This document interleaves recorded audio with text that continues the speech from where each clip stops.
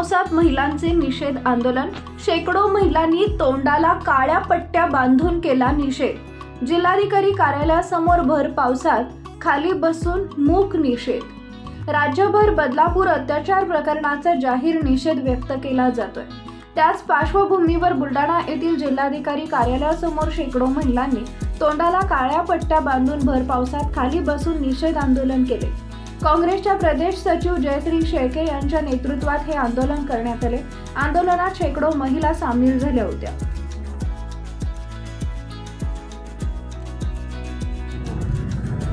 ताई, आपण आज मूक आंदोलन करत आहात, काय मागणी आहे? देशात आणि राज्यात महिलांचा सुरक्षेचा प्रश्न फार मोठ्या प्रमाणात हा ऐरणीवर आलेला आहे। राज्यातही बदलापूरची घटना असेल किंवा बुलढाणा या ठिकाणी काल काही शाळकरी मुलींवर अत्याचाराची घटना घडली, ती उघडकीस आली।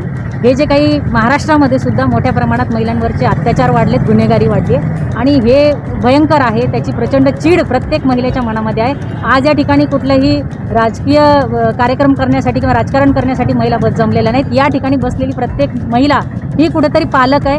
मुलीची पालक म्हणून माझी विनंती आहे राज्य शासनाला की आपण या घटनेचं गांभीर्य लक्षात घेऊन राज्यातल्या लेकी बाळींना खरं म्हणजे सुरक्षा पुरवणं महत्त्वाचं आहे। आज लाडकी बहीणच्या नावाखाली जे तुम्ही पैशांचं आमिष दाखवून महिलांची मतं घेत आहेत, ते मताचं राजकारण करण्याच्या ऐवजी आपण महिलांना सुरक्षा द्या, आपल्या लाडक्या बहिणींना सुरक्षा द्या, त्यांच्या लेकराबाळांना सुरक्षा द्या, एवढंच माझं मागणं आहे।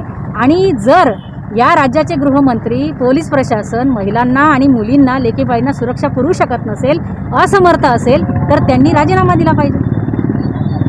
आपल्या विदर्भ लाईव्हसाठी देवानंद सानप, बुलढाणा।